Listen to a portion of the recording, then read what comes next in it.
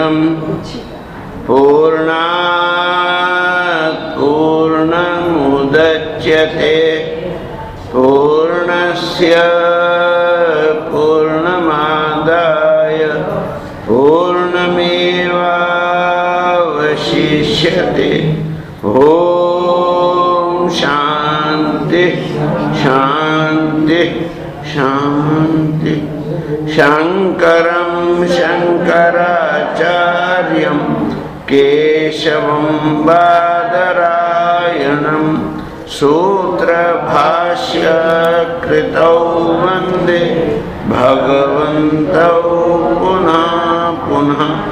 ईश्वरो गुरुरात्मेति मूर्तिभेदविभागिने व्योमवद्व्याप्तदेहाय दक्षिणामूर्तये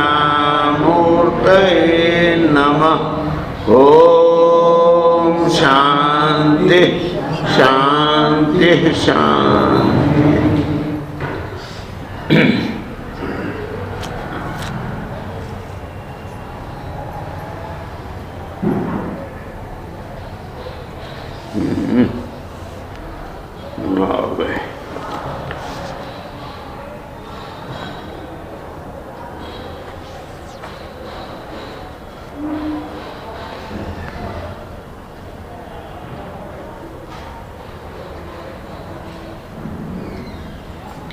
ओम श्री भगवानुवाच यशस्पत्नान् विजिगीषमाणो गृहेषु निर्वेश्य यतेत पूर्वम् अत्येति दुर्गाश्रित ऊर्जितारीन् क्षीणेषु कामं विचरेद् विपश्चेत्। तो कल इस बात की चर्चा कर रहे थे कि जो व्यक्ति मुक्त हो जाता है अर्थात जिसको आत्मज्ञान हो गया, स्वरूप साक्षात्कार हो गया, जिसके लिए कोई कर्म शेष नहीं रहता है, कोई कर्तव्य उसका नहीं रहता है, ऐसे आत्मदर्शी विद्वान को भी क्या दिखता है? प्रारब्ध कर्म जो है होता ही रहता है उसका भी। इसलिए जितना भी है वो आरब्ध कर्म उसको वो करता हुआ सा दिखता है।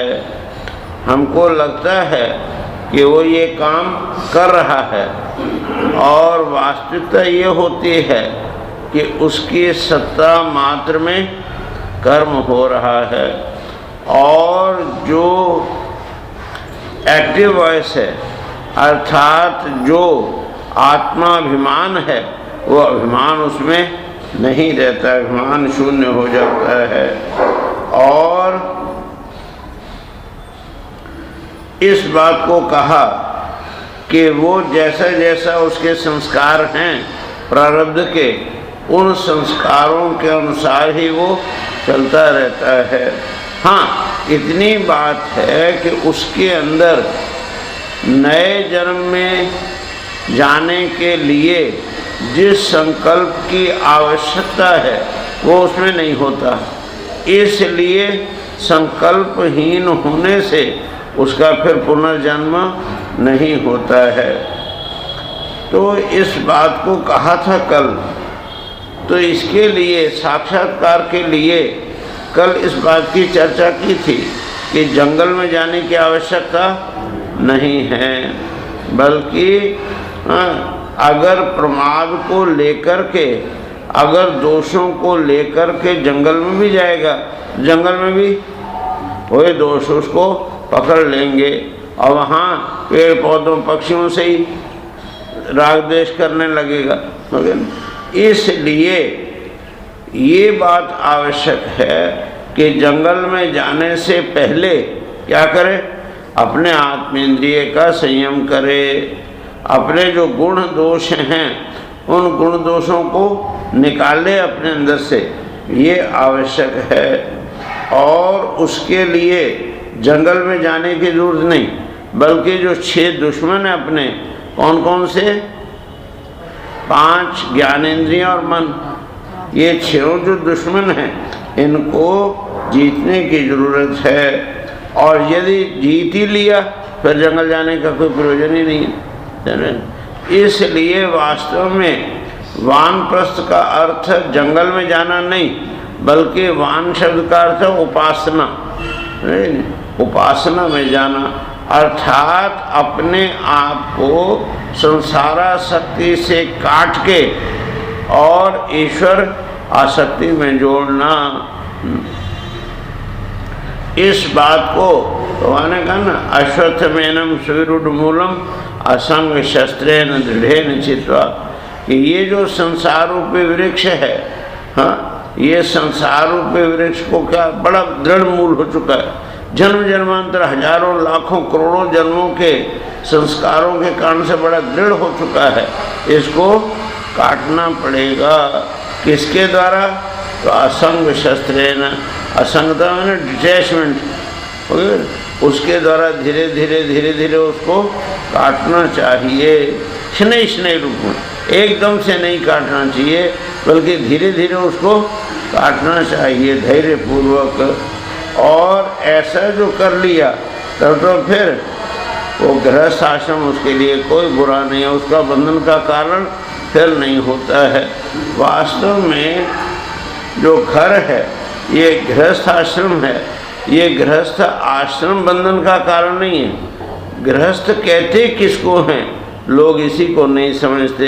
हाँ, घर में रहने वाले को गृहस्थ नहीं कहते, बल्कि घर जिसमें रहता है उसको गृहस्थ कहते हैं। ध्यान है जगदीश जी, जिसमें घर रहता है वो गृहस्थ, और जो घर में रहता है वो गृहस्थ नहीं है।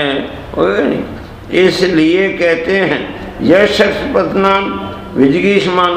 तो इसलिए आवश्यकता इस बात की है कि ये जो तुम्हारे 6 शत्रु हैं, इन 6 शत्रुओं को जीत लेना चाहिए, अच्छी तरह से जीत लेना चाहिए।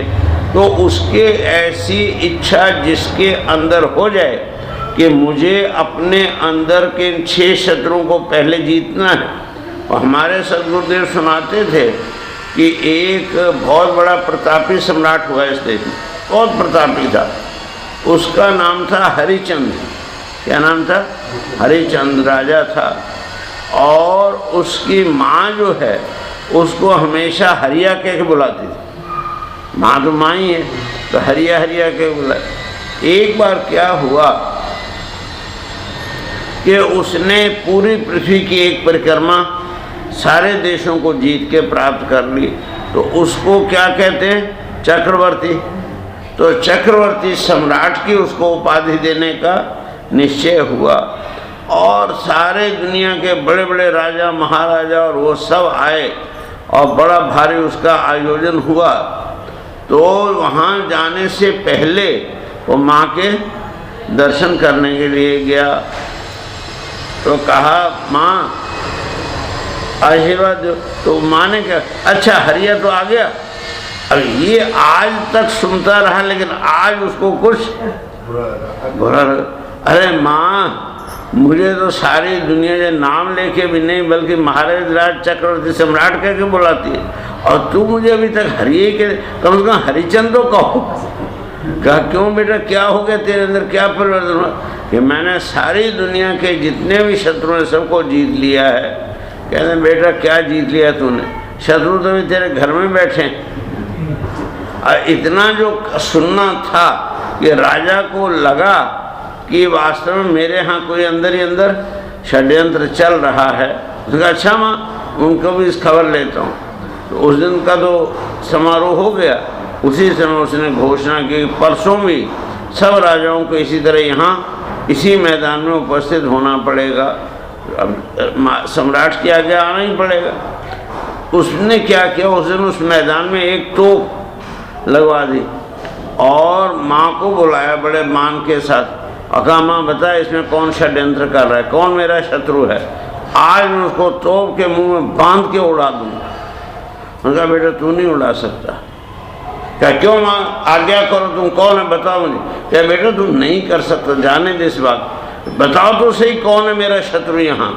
कहते हैं बेटा शत्रु तेरा बाहर नहीं है, तेरे अंदर बैठा है। ये जो अभिमान है, ये जो घमंड है, हाँ, ये जो राग द्वेष है, ये तेरे सबसे बड़े दुश्मन हैं।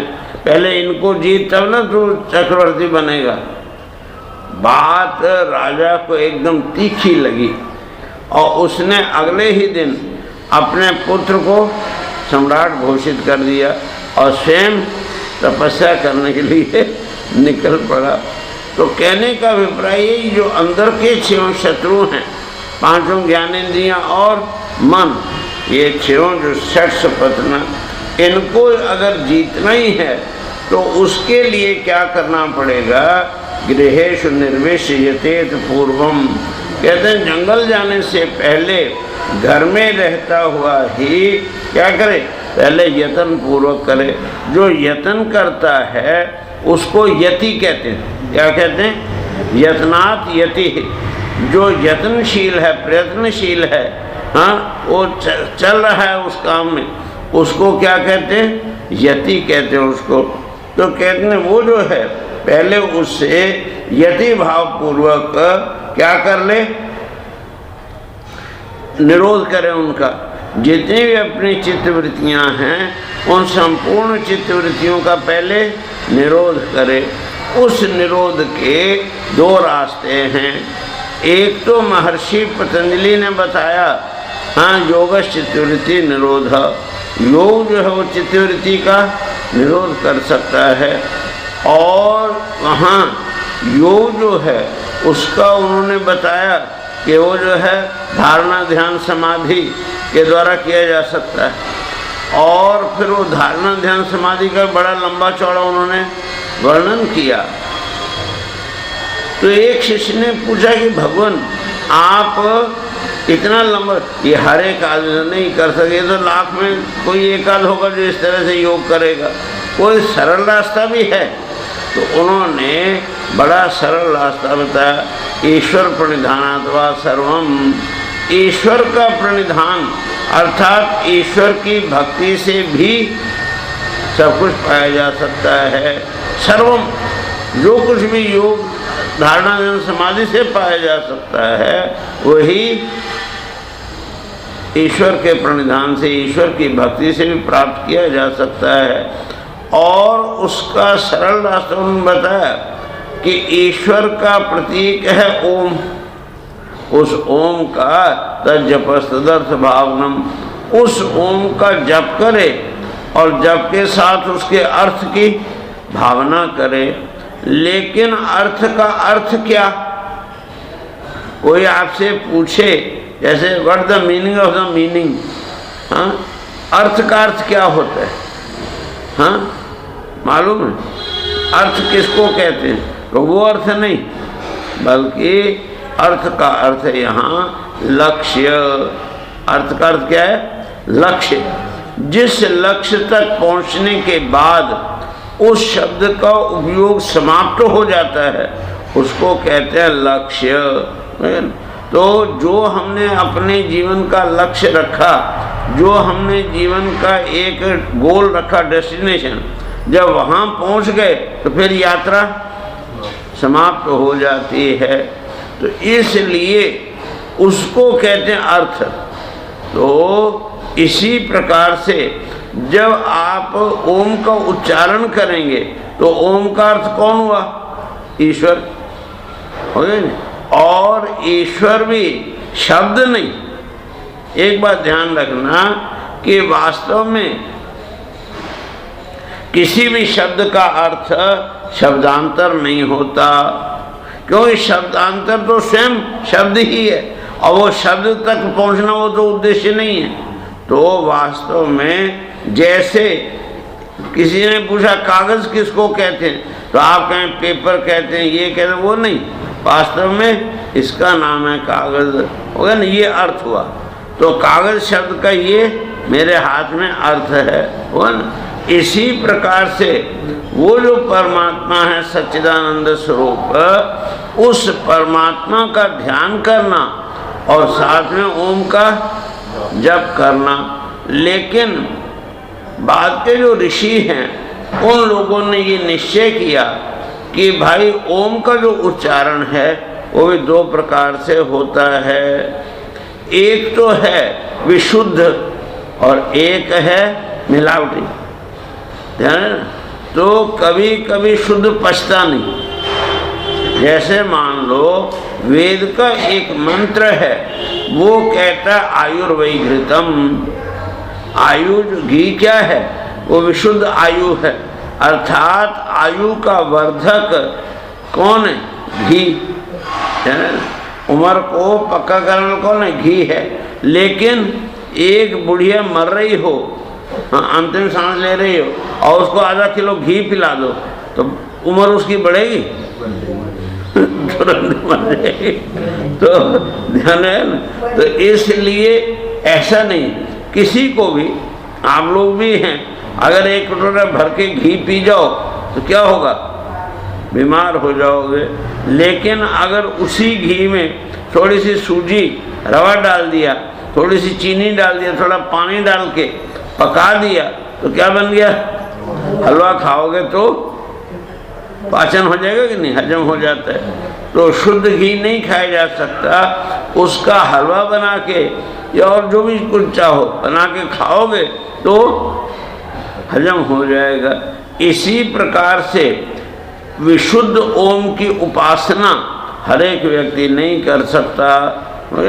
तो क्यों? वैसा जो निर्गुण निराकार स्वरूप है परमात्मा का, उसका भावना भी नहीं कर सकता, ध्यान भी नहीं कर सकता। तब क्या करना पड़ेगा? तो कहते हैं वहाँ पर तो फिर साथ में जोड़ करके हो गए नहीं। तो जैसे परमात्मा का कोई नाम है या परमात्मा का कोई स्वरूप है, उसको साथ में जोड़ के तब किया। तो जैसे कई मंत्र हैं, जैसे कहा ओम नमः शिवाय, तो अब ये क्या हो गया? नमः शिवाय। नमः का अर्थ क्या है? नमस्कार करना। नमस्कार करने का अर्थ क्या है? सिर झुकाना। सिर झुकाने का अर्थ क्या है? अपने अहंकार का परित्याग करना। गाय के लिए? शिव के लिए। हाँ, और शिव कौन है? शांतम शिवम अद्वैतम चतुर्थम मन्यन्ते स आत्मा सविज्ञेय।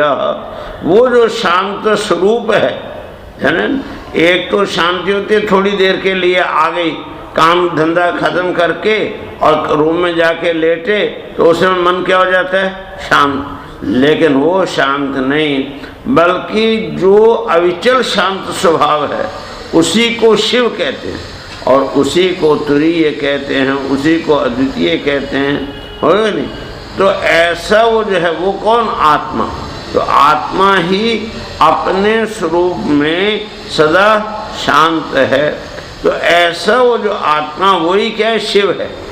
तो उस शिव की प्राप्ति के लिए, उस जो परमेश्वर की प्राप्ति के लिए अपने अहंकार का परित्याग करना।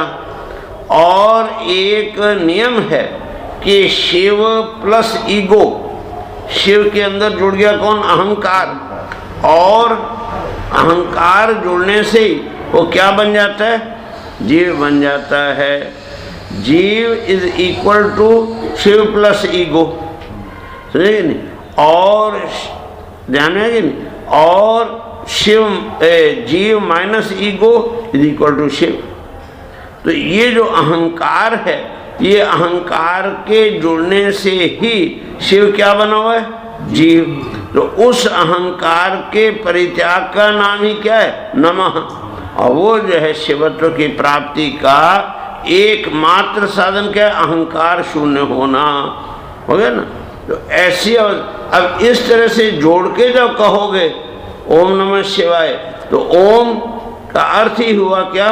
नमः शिवाय। वहाँ शिव तक पहुँचने का मार्ग हो गया ना। तो ये जो है करने से आप आसानी से उसके जो बाह्य रूप है, वो सोपाधिक रूप है, उसका ध्यान कर सकते हैं। और तीनों ही रूप एक ही ईश्वर के हैं। तीन प्रकार के रूप होते हैं ईश्वर के, एक सगुण साकार, एक सगुण निराकार और एक निर्गुण निराकार। हो गए नहीं? एक निर्गुण निराकार, सगुण निराकार और सगुण साकार, हो गया ना। ये 3 रूप हैं। और जैसे यूं समझो एक नींबू का बीज है, उस नींबू के बीज को बोया तो उसमें से क्या निकला? पौधा निकला, पेड़ बन गया, नींबू का पेड़ बन गया। अच्छा ये बताओ, वो नींबू के बीज में नींबू का पेड़ था तो निकला कि नहीं था तो निकला? था। लेकिन अगर नींबू के बीज को काट के देखो तो उसमें से पत्ते मिलेंगे कि फूल की टहनी? कुछ भी नहीं है उसमें, हाँ? तत्व है केवल, हो गया ना। तो वो जो तत्व है जिसमें उसका नींबू के बीज का पूरा बायोडाटा रखा हुआ है, हो गया ना, इसलिए उसको कहते हैं, क्या है वो? गुण तो सारे हैं, नींबू के पेड़ के सारे गुण किसमें रखे हैं? बीज में। लेकिन आकार, पेड़ का आकार नहीं है। पेड़ के गुण हैं लेकिन आकार नहीं है। तो नींबू के का जो बीज है वो क्या हुआ? नींबू के पेड़ का सगुण निराकार रूप हुआ। क्या हुआ? सगुण निराकार। और जब उसको बो दिया, उसमें से पौधा निकला, पेड़ बन गया, तो वो क्या हुआ? उसी नींबू के बीज का सगुण साकार रूप हुआ। और जिस मिट्टी में उसको बोया बीज को, वो मिट्टी के अंदर नींबू के रस है कि इमली का रस है कि नीम का रस है कि आम का रस है? हैं? सब मिक्स है कि नहीं? उसमें नींबू का बीज बोगे तो नींबू का पेड़ निकल आया और उसका स्वाद रस खट्टा, आम बो दिया उसका मीठा, नीम बो दिया कड़वा, हाँ, करेला बो दिया कसेल। तो मतलब क्या है कि पृथ्वी के अंदर से जो रस आ रहा है वो रस का कौन सा गुण है? कोई गुण नहीं है, कोई आकार नहीं है। तो क्या हुआ? निर्गुण निराकार हो गया ही नहीं। तो वो जो शक्ति है जो ऊपर आ रही है नींबू के बीज के माध्यम से, वो शक्ति निर्गुण निराकार, और नींबू का बीज सगुण निराकार, और नींबू का पेड़ सगुण साकार, तीनों एक में होगा कि नहीं? 3 in 1, एक बीज। इसी प्रकार से वो जो ईश्वर है, वो ईश्वर भी अपने स्वरूप में क्या है? निर्गुण निराकार है। लेकिन जिस समय वो माया रूप उपाधि को स्वीकार करता है तो वो क्या बन जाता है? सगुण निराकार हो जाता है। 17 तीनों गुण उसमें आ गए। लेकिन बाद में जब वो सृष्टि करता है तो वो क्या हो गया? सगुण साकार रूप में हो गया। तो वही है, उसके अलावा तो कोई है ही नहीं। इसलिए वो निर्गुण निराकार, सगुण निराकार, सगुण साकार, तीनों अवस्थाएं एक ही तत्व की हैं, हो गया ना। इसलिए किसी भी अवस्था में आप उसका ध्यान करें तो ध्यान आपको उसी शिव तक ले जाएगा। पहले स्थूल का ध्यान करो, सगुण साकार का ध्यान करो, फिर उसमें सगुण निराकार का ध्यान करो, फिर अंत में निर्गुण निराकार में पहुंच जाओगे। तो इस प्रकार से ये यत्न करना पड़ता है। इस यत्न का नाम ही वास्तव में उपासना है। इस यत्न का नाम ही वास्तव में भक्ति है। इसलिए कहते हैं, जैसे वहाँ दृष्टांत दिया कि घर में रह के क्यों करना, तो कहते हैं जैसे कोई सेना है और वो सेना किले के अंदर सुरक्षित है और वहाँ से वो लड़ रही है, तो क्या होता है? सेना सुरक्षित और शत्रु तो खुले में है, इसलिए वो नष्ट हो जाते हैं। तो जैसे एक दुर्गाश्रिता ऊर्जितारीन, हाँ, वो जो है अपने जितने भी शत्रु हैं, हाँ, शक्तिशाली शत्रु को भी किले के अंदर रहता हुआ राजा क्या करता है? जीत लेता है। अत्येति इसी प्रकार से क्षीणेषु कामं विचरेद विपश्चित, वो जो कामनाएं हैं उन कामनाओं को जीत करके और फिर विपश्चित, मैंने जो विद्वान है वो सारी पृथ्वी में कहीं भी घूमे, विचरेद महीम, सारी पृथ्वी में कहीं भी घूमे, उसको कोई बंधन नहीं आता है। इसलिए कहते हैं पहले इन कामनाओं को जीतना आवश्यक है। यमराज अपने शिष्य कौन, नचिकेता, उसको उपदेश देते हुए कहते हैं कि भाई एक बात याद रखो कि जितने भी दर्शन हैं, जितनी भी संस्कृतियां हैं, वो तुमको स्वर्ग में पहुंचाने का जिम्मा लेती हैं, लेकिन कब? मरने के बाद।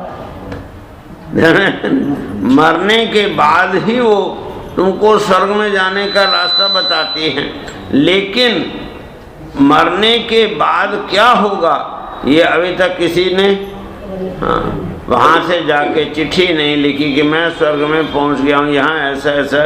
किसी ने टेलीफोन नहीं किया, किसी ने ईमेल नहीं किया, कोई सूचना दिया आज तक मरने वाले ने, कुछ नहीं।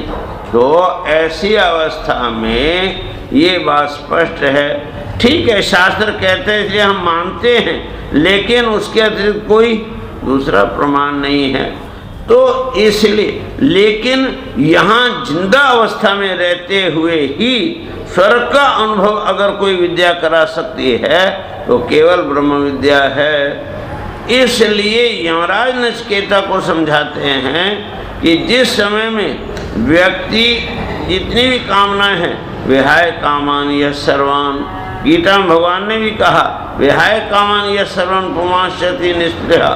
कहते हैं कि जिसने कामनाओं का परित्याग कर दिया, हाँ, उस समय वो यहीं स्वर्ग में पहुंच जाता है, क्योंकि तुम्हारे और स्वर्ग के बीच में एकमात्र कामना ही बाधक है, और ये कामना है मिथ्या।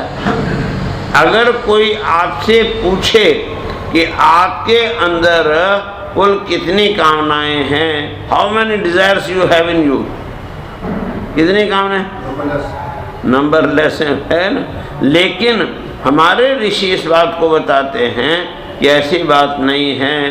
मनुष्य के अंदर दो प्रकार की कामनाएं हैं, एक मूल कामनाएं रूट डिजायर्स, और एक शाखाएं ब्रांचेस ऑफ डिजायर्स। तो जो मूल कामनाएं हैं रूट डिजायर्स, वो केवल 3 हैं। कितनी? Totally 3। Desire to exist, desire to know and desire to become happy. जीने की इच्छा, जानने की इच्छा और आनंद की इच्छा, ये 3 ही मूल इच्छाएं हैं, और बाकी जितनी भी दुनिया की इच्छाएं वो सब इन तीनों की शाखा प्रशाखा है। कोई आप चौथी ऐसी कामना बता सकते हैं कि जिनके मूल में तीनों में से कोई कामना न हो? ऐसी एक कामना बता सकते हैं क्या? तो आपको चैलेंज है इस बात का कि आप नहीं बता सकते, वो है ही नहीं। और ये जो 3 कामनाएं हैं ये भी क्यों हैं? क्योंकि जीव का वास्तविक स्वरूप यही है। जितने भी जीव मात्र आत्म स्वरूप हैं उनके 3 ही भाव हैं, एक सत, एक चित्त और एक आनंद। सत का अर्थ है अविनाशी, इमॉर्टल, और चित्त का अर्थ ज्ञान, और आनंद तो आनंद है ही है। तो ऐसी अवस्था में जो सतचित आनंद है उसको फिर सत मैंने अमर होने की इच्छा क्यों? जो चित्त मैंने ज्ञान स्वरूप है उसको ज्ञान पाने की इच्छा क्यों? और जो आनंद स्वरूप है उसको आनंद पाने की इच्छा क्यों? ये प्रश्न उठेगा कि नहीं? तो वास्तविकता ये है कि हमारी जो जीव का एक बड़ा विलक्षण स्वभाव है। यमराज ही समझाते हैं नचिकेता को कि वो कहते हैं कि ये जो ब्रह्मा था ना, प्रजापति, उसने क्या किया? एक बड़ी चालाकी किया। जब जीवों का शरीर बनाया तो उसमें क्या किया कि जितनी प्रांच खानी व्यतीर्ण स्वयंभू तस्मात् प्रांग पश्यति नान्तरात्मन। कहते हैं कि उसने क्या किया कि ये जो इंद्रियां थी ना, उनके सामने एक एक 1 वे ग्लास लगा दिया। आजकल बाजार में मिलते हैं ना 1 वे ग्लास। अंदर से देखो तो बाहर की हर चीज़ दिखाई देती है, लेकिन बाहर से देखो तो अंदर का कुछ भी नहीं दिखता। उसको कहते हैं वन वे ग्लास। तो हमारे वैज्ञानिक बड़े फूल रहे हैं कि हमने ऐसा दर्पण बना दिया, शीशा बना दिया कि जिसके पार हम देख सकते हैं, लेकिन बाहर वाला हमको नहीं देख सकता। लेकिन वो ये भूल जाते हैं कि वो प्रजापति ब्रह्मा जी ने सृष्टि के आरंभ में ही क्या किया था, एक एक लेंस आपके सारी इंद्रियों में लगा दिया था। इसलिए तस्मात् परं पश्येत्, इसलिए वो बाहर तो देखता है ना अंतरात्मन, लेकिन अपनी अंतरात्मा को नहीं देख सकता है। हो गया नहीं? तो बाहर तो देखता है, भीतर नहीं देख सकता है। तो होता क्या है कि दर्पण में जब हम देखते हैं तो दर्पण दो काम करता है। क्या क्या? एक तो आपके स्वरूप को उल्टा करके दिखाता है और एक अपना गुण उसमें चढ़ा देता है। जैसे यूँ समझो, एक आदमी है, उसका चेहरा दूध की तरह गोरा है, हो नहीं? और वो एक बड़े दर्पण के सामने रोटी खाने के लिए बैठा। तो अब देखो, वो खा रहा है रोटी दाएं हाथ से, लेकिन जिसको देख रहा है वो किस हाथ से खा रहा है? बाएं हाथ से खा रहा है। वो बैठा है पूरब की तरफ मुंह करके और वो बैठेगा पश्चिम की तरफ मुंह करके। उल्ट दिया कि नहीं? हर एक चीज को उल्ट देता है। और दूसरा क्या करता है कि वो लड़का तो है एकदम दूध की तरह गोरे रंग का, लेकिन शीशा है हल्के काले रंग का, तो उसका मुंह कैसा दिखेगा? काला दिखेगा। अब वो जो मुंह काला दिख रहा है उसको गोरा करने के लिए कितनी भी वो लगाए, क्या कहते हैं, फेयर एंड लवली, हाँ, तो वो गोरा दिखेगा कभी उसमें? हैं? जब भी देखेगा शीशे में तो कितना लगा लगा के रगड़ रगड़ के फिर देखते फिर काला ही दिखता है, कभी गोरा दिखने वाला नहीं है। हो गया नहीं? क्यों? वो शीशे का रंग काला। तो ऐसी अवस्था में ये शीशे के दो काम हो गए ना। अब ऐसी अवस्था में हमारे सामने भी तीन शीशे लगे हुए हैं। कितने? तीन। सबसे पहला शीशा है ये शरीर। कौन सा? शरीर। ये जो शरीर है ये हमको कब मिला? जब हम माँ के गर्भ में आए। नहीं, पहले ही माँ के वीर के साथ माँ के गर्भ में आए तो वहाँ हमारे लिए शरीर बनने लगा कि नहीं? तो वो जो शरीर बनने लगा और शरीर लेकर के हम बाहर आए तो लोगों ने कहा कि इसका जन्म हो गया, हुआ ना। लेकिन वो शरीर बनने के पहले हम थे तो शरीर बना कि हम नहीं थे तो शरीर बना? क्या भाई? हम थे तो हमारा शरीर बना कि हम नहीं थे तो हमारा शरीर बना? हम थे, लेकिन शरीर नहीं था, है ना। वीरे में बैठे थे हम तो जिसको आजकल की भाषा में जीन्स कहते हैं कि नहीं, तो हम तो शरीर, हम तो थे लेकिन शरीर नहीं था। लेकिन जब शरीर बन गया और हम उसको लेके आए तो हमारा परिचय किससे दिया जाने लगा? शरीर से। शरीर अगर लड़के का है तो उसको लड़का कहने लगे, शरीर लड़की का तो उसको लड़की कहने लग गए। तो मतलब क्या हुआ कि वास्तव में हमारा परिचय किससे हो गया? शरीर से।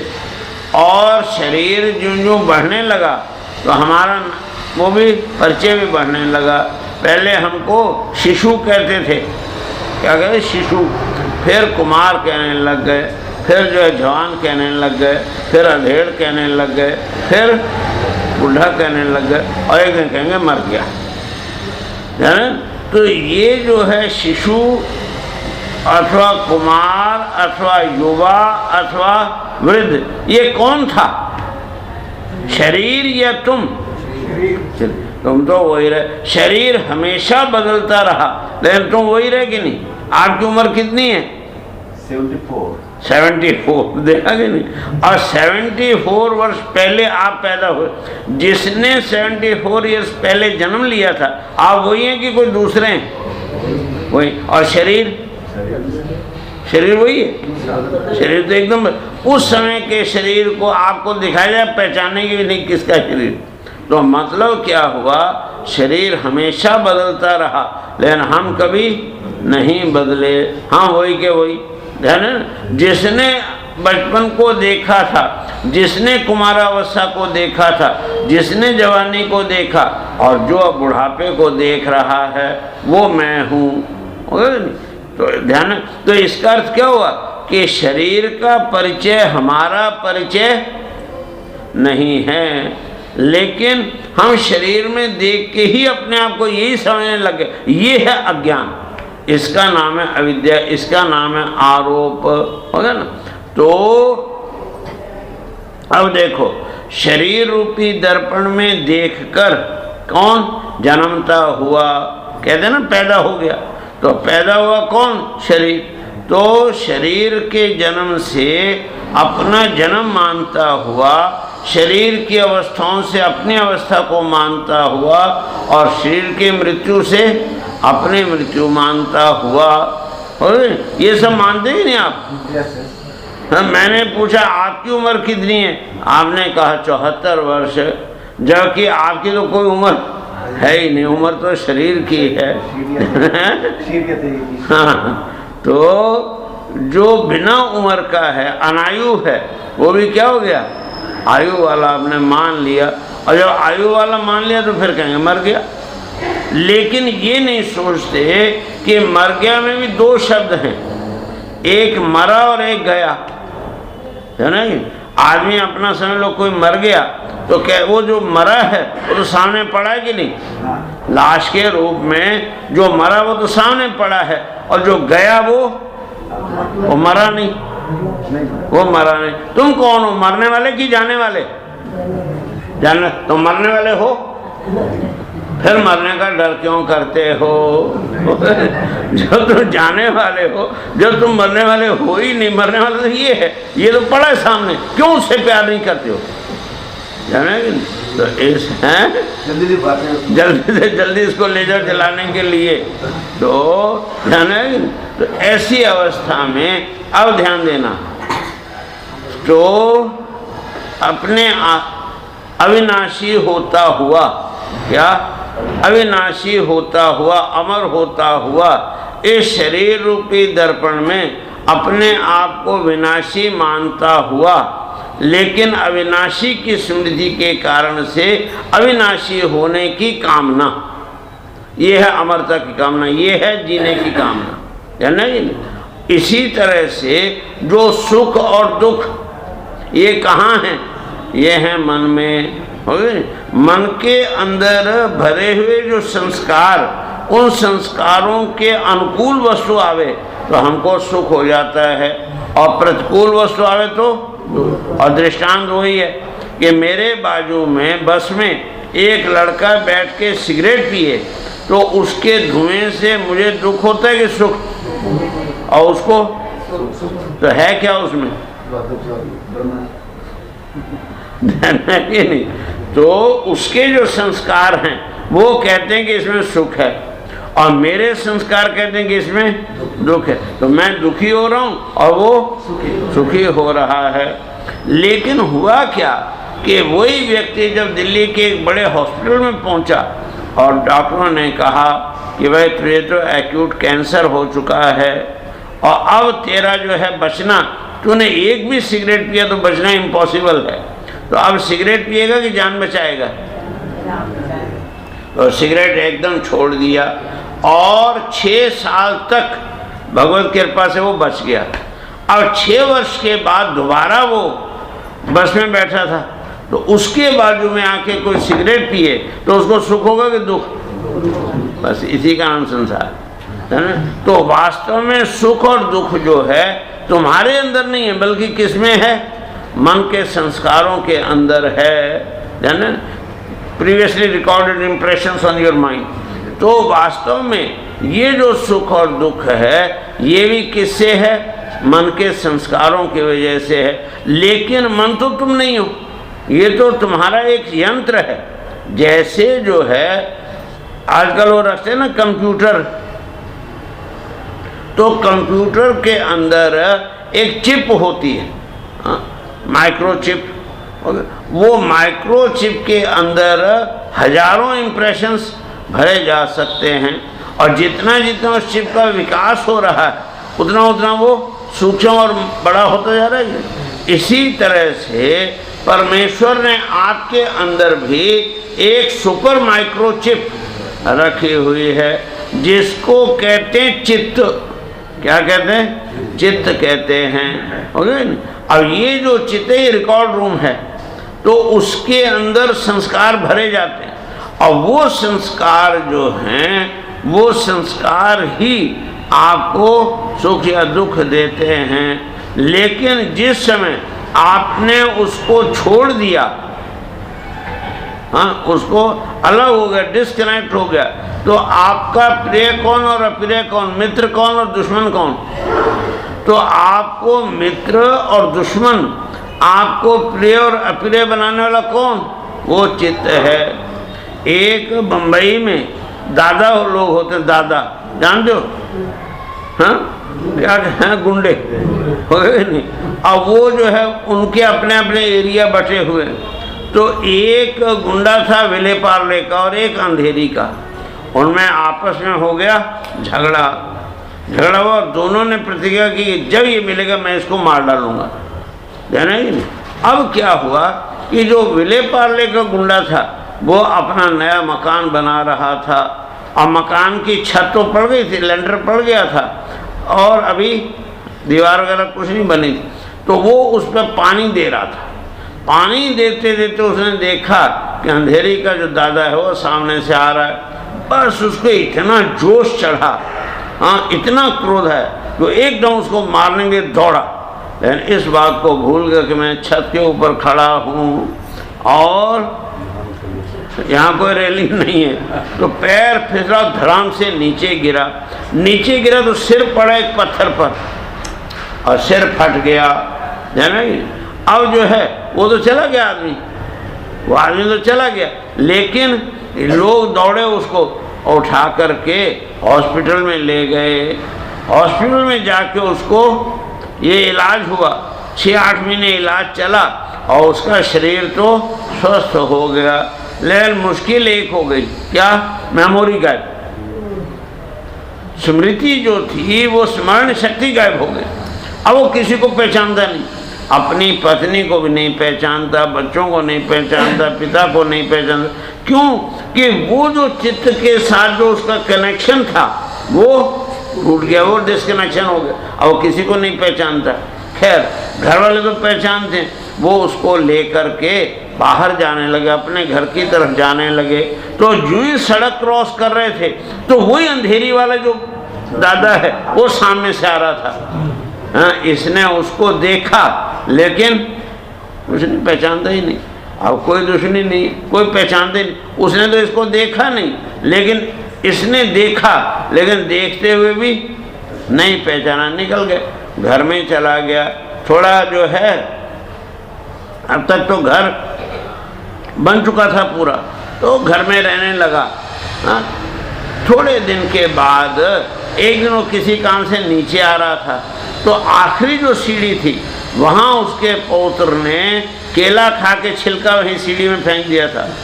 उसके ऊपर पड़ा उसका पैर और धड़ाम से नीचे गिरा। लेकिन नीचे गिरा तो सिर तो नहीं फटा, क्योंकि वहाँ कोई पत्थर वत्थर नहीं था, प्लेन था, तो गिरा।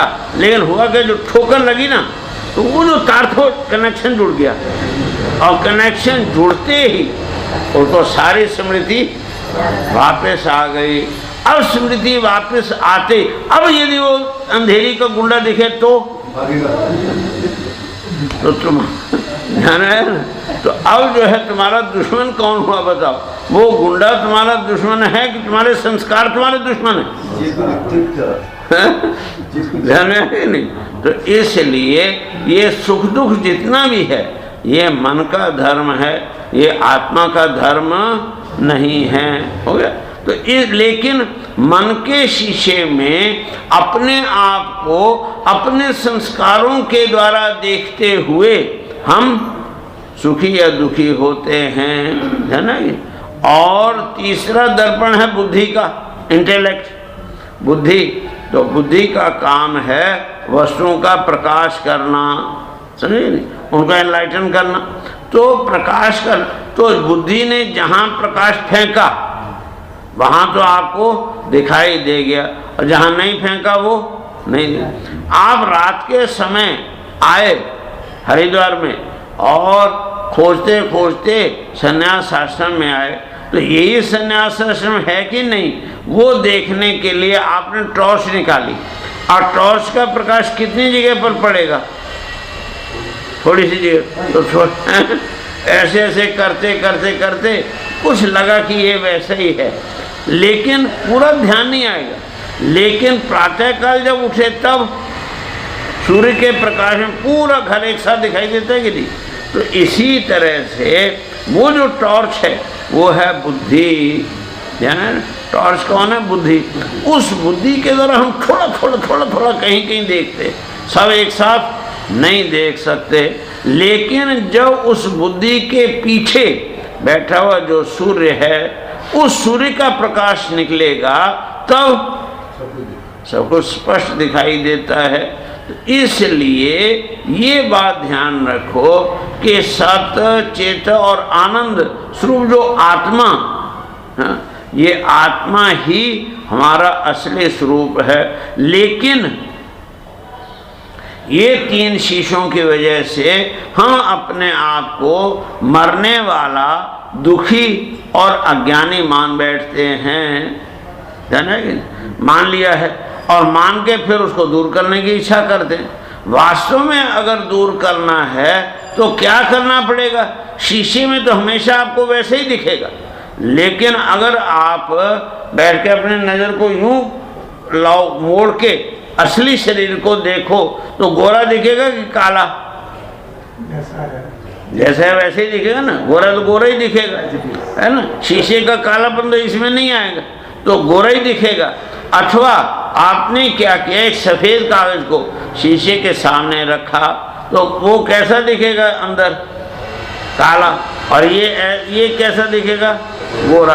तो आपने एक नियम समझा कि हर गोरी वस्तु इस शीशे में काली दिखती है, मेरा शरीर भी काला दिखता है, तो है वो गोरा है, जाने ना।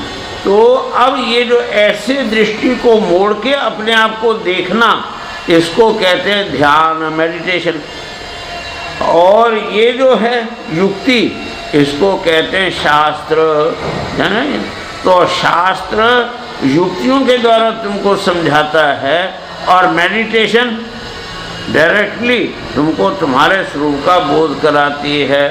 तो इस प्रकार से जिस समय में ये सारी कामनाएं क्या हो जाती हैं, नष्ट हो जाती हैं, समय में क्या दिखता है अपना।